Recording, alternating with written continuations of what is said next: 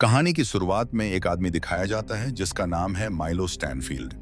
Milo एक rare condition से सफर करता है जिसे कहते हैं ऑटिज्म स्पेक्ट्रम डिसऑर्डर। वो न्यू जर्सी की एक सड़क पर खड़ा है और सामने एक फ्लावर शॉप में खड़ी एक औरत को ऑब्जर्व कर रहा है। साथ ही वो अपने दिमाग में कॉम्प्लेक्स कैलकुलेशंस भी कर रहा है, जैसे टाइमिंग और सराउंडिंग्स के इवेंट्स को ट्रैक करना। माइलो नोटिस करता है एक पैसेंजर बस, एक बड़ा पॉट होल, एक स्ट्रीट आर्टिस्ट और एक तेज स्पीड से साइकिल चलाता राइडर। इन सब को ऑब्जर्व करने के बाद माइलो रोड क्रॉस करता है और एक पेन मेल बॉक्स के ऊपर रख देता है जो पॉट होल के पास होता है।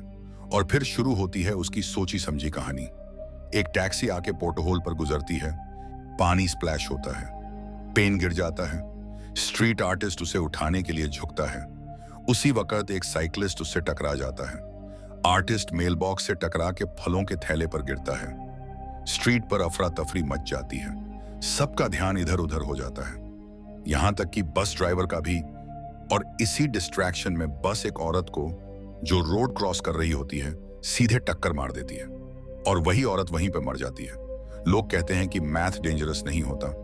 माइलो शांति से कंफर्म करता है कि सब प्लान के अकॉर्डिंग हुआ है और फिर वहां से निकल जाता है। सीन कट होता है FBI की स्पेशल एजेंट ओलिविया डुनहम पर, जो फ्रिंजेस डिवीजन होमलैंड सिक्योरिटी का एक सीक्रेट ब्रांच में काम करती है। यह डिवीजन पैरानॉर्मल केसेस हैंडल करता है।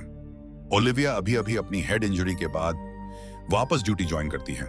वहां उसका स्वागत करता है चार्ली, जो टीम का सुपरवाइजर है। इसी बीच चीफ वॉल्टरनेट बिशप अपने लैब असिस्टेंट फिलिप ब्रॉयल से बात कर रहा होता है।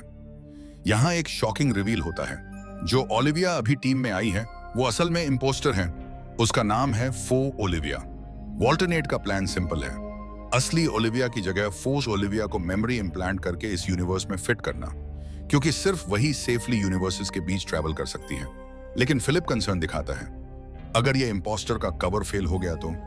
वॉल्टरनेट ठंडे अंदाज में जवाब देता है, फिर हमें उसकी जरूरत नहीं रहेगी।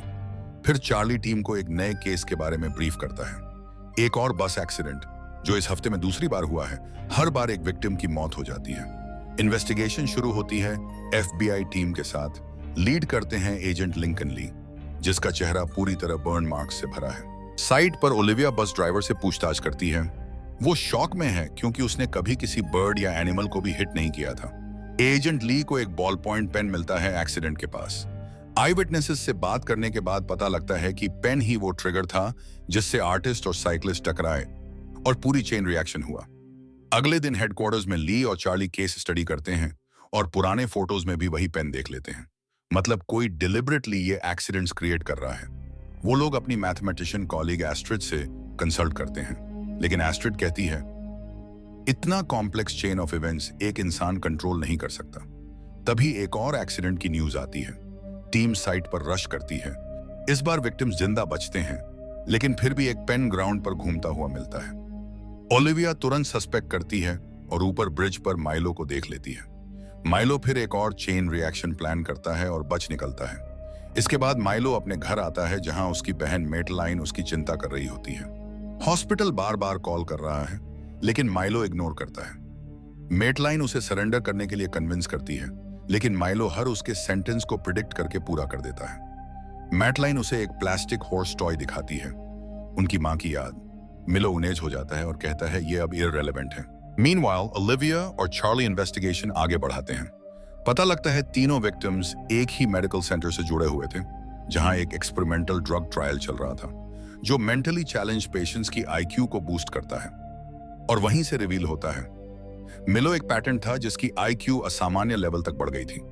हॉस्पिटल उसे वापस बुला रहा था ताकि प्रोसेस रिवर्स किया जा सके, लेकिन माइलो भाग गया और अब अपने कैलकुलेशन से मर्डर्स कर रहा है।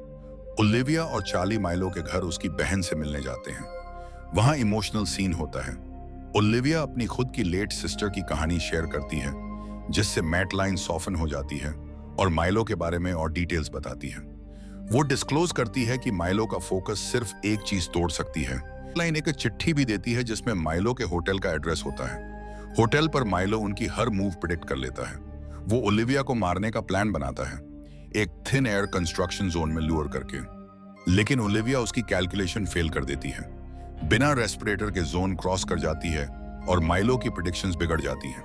सीमेंट ब्रिक्स गिरने से भी वो बच जाती है। शॉक होने के बाद माइलो फाइनली ओलिविया के हाथ पकड़ा जाता है।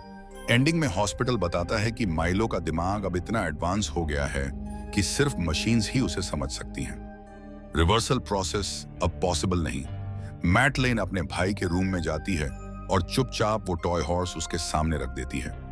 एक बहन का प्यार। और दूसरी तरफ ओलिविया अपने घर पर एक विजन देखती है, उसके बॉयफ्रेंड पीटर का, जो एक और यूनिवर्स से है। पीटर कहता है, तुम यहाँ की नहीं हो, तुम ओरिजिनल ओलिविया हो, और याद दिलाता है कि उसका ही गलती से बचना, वार्निंग साइन को ना समझना, उसकी जान बचाई थी। पीटर उसे इनकरेज करता है कि अपनी असली मेमोरीज याद करे और उसे किस करके वैनिश हो जाता है। और बस यही थी आज की कहानी।